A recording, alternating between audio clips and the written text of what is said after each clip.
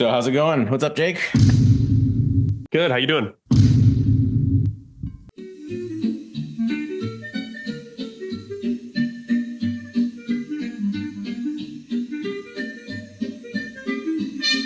Yeah, I was thinking about things that we might paint. Imagine if like comic book guy from The Simpsons was also a warlock. Like join those two things. Okay. Well, weirdly, so I play D&D, and that's like weirdly Okay. close to one of my characters is he was an accountant, and then his brother got murdered, so now he's like on a revenge spree. Yeah. It's like if you started embodying your D&D character in real life. Yeah. Like that, the awkwardness of that. But the character takes it seriously. Like the character thinks he's the guy. I like that. That means we have to like the humor's got to be there. That juxtaposition of like he's trying to be someone, but he's not quite that person, but he thinks he is. That's going to be a challenge to hit. So that'll be a fun thing. Yeah, I'll just touch base like first week of June and see where we're at. Cool. All right, awesome, Jake. Well, thanks for the time and thanks for the challenge, and I'm looking forward to it. Have a good one. So, don't tell Jake this, but I'm scheduled to meet with him in 2 days, and I got nothing. Haven't even started yet. So, to speed up the process, I've decided to do no planning, no thumbnailing, no studies, no sketches. I'm just gonna paint the final. And you wouldn't be wrong if you said, worst advice ever. But here's the thing, and I'm specifically speaking now to the intermediate or higher level artist. If you have a grasp of the fundamentals, drawing, shape, value, edges, color, temperature, and moving forms around, if you have a grasp of those things, and you're willing to embrace a little chaos, there's really no reason why you can't just start painting the final right away. I have the initial art direction that Jake and I decided on, and that gives me a clear target to hit at least, which is really helping to drive these early decisions that I'm making now. He already looks kind of on the unhinged side. So I just mentioned that I'm not doing any preliminary sketches for this. That was kind of a lie, because what I'm doing here is preliminary sketching. It just happens to be on the same canvas as the final. What you see right now is not well drawn, not well designed, not well painted. It's the ugly stage, basically. But for now, that's exactly what I want. I'm using this as kind of a low-res preview. I can see the character developing there, and I don't need it to be well painted yet to decide whether I like it or not. When I say it's not well drawn or painted yet, I'll show you what I mean. It's all about clear shapes of light and shadow, which this doesn't have yet. Take a look at this Sargent painting. A quick filter and contrast boost will reveal what I'm talking about. Those decisive and simple shapes of light and shadow that underpin the whole thing. Now, my piece is moving in that direction, but I'm specifically holding back a few steps. This allows me to continue the exploration process, just as though I were sketching, and not lock myself into a render too early. Keeping it at this level of block-in allows me to tweak parameters very quickly, thickening up the eyebrows, changing the hairline, making him look in different directions. This is all what I would consider thumbnailing. Again, I just happen to be thumbnailing on the canvas that will also be my final. And here, right now, I'm about 30 to 40 minutes into the process. Only now am I starting to commit to a few smaller shapes, a few rendery bits. Like right here, I'm painting the lower eyelids in, which is a structural thing that I wouldn't really fixate on in thumbnailing. But because I like how this is turning out now, I raise my level of commitment a little bit. Speaking of commitment, I wonder what Jake has been up to. Okay, I'm ready. All right. We'll do mine first. Yeah, people should know that we have not seen each other's work yet. Correct. Yeah. Yeah. All right. 3, 2, 1, go. So, oh man, this is terrible. it honestly, it is terrible. So yeah, off the bat, I was trying to find less of a design challenge from a concept art standpoint and more of an illustration was the target. So like Magic the Gathering. By the way, let me interject. I love this process because I did not do any, like your thumbnailing. I specifically was like, I'm not going to thumbnail a thing. I'm just going to paint from the head down and we're just going to see what happens. Nice. Yeah. So this is cool. Like, I really want to push dynamic gesture. So like, that's why that's the main reason I tried to thumbnail a little more, is to try to like push that a little bit. So far, not to spoil mine, but we're basically painting brothers. Like these guys could be mine and yours could be brothers so far. Let's see where you end up. Yeah. Cool. Well, that was fun. 2 different artists, 2 different processes. Jake got to his pose very quickly, which is great. I have instead got to the face a little more quickly. So we are both capturing information early.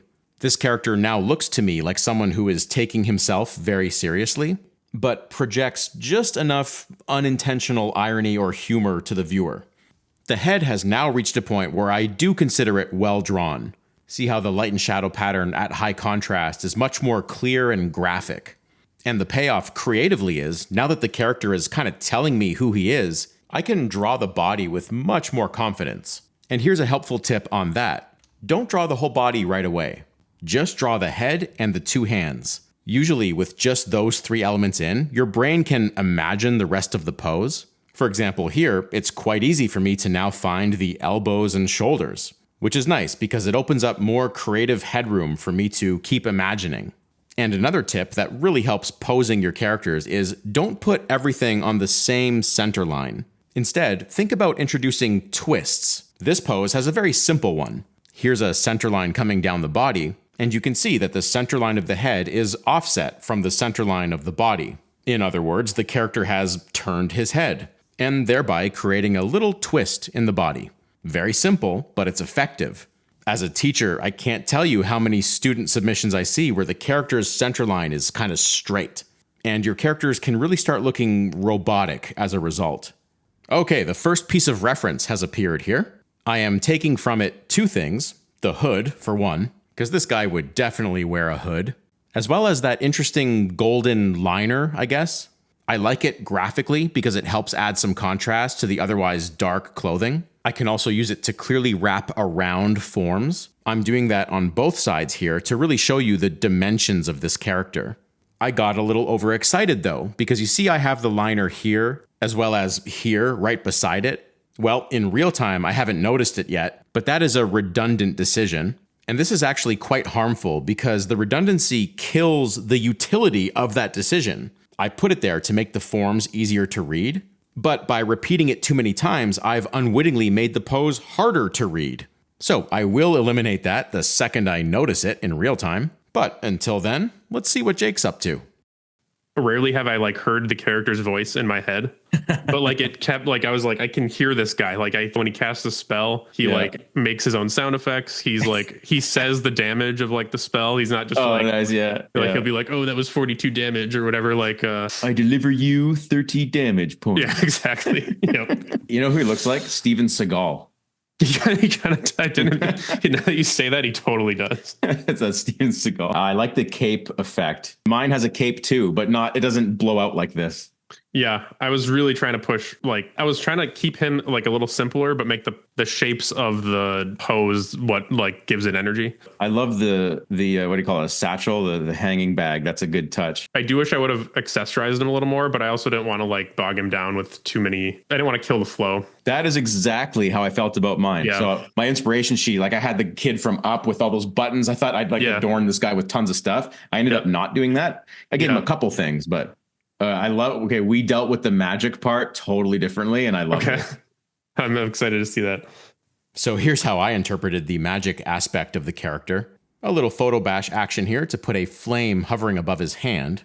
And I'm kind of thinking it's like a parlor trick that he's got down where he can appear to produce a flame from his hand, but really it's just a lighter being held in between his fingers. So if you're standing there looking down at his hand, it looks pretty convincing. And naturally, he takes this trick from table to table at whatever wizard convention he's at.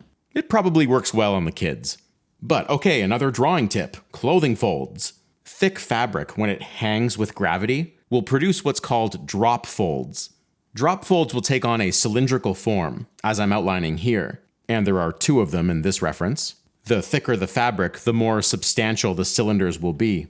Now, on top of that, I want to add this kind of wavy action to how the fabric drops. So here's how I do it structurally. First, I'll plot the wavy drapery on the cylinder. Then I can simply just shade these bottom parts in. Then to get the form right, I kind of have to chop it away a little bit on the underside, like this. Then, as a final step, I have to separate this one cylinder into two cylinders. And these cylinders will emanate from the same point. Two cylinders here, by the way, because I've created two wavy lines. And there you have it. Realistic, thick drapery that falls with gravity. All right, back to the character here and yet another reference on screen. I compiled these references beforehand, by the way. And this is just introducing a different material to break up all the darkness in the clothing, tweaking the golden lining here. Oh, and I have gotten rid of the lining on the sleeve, like we discussed earlier.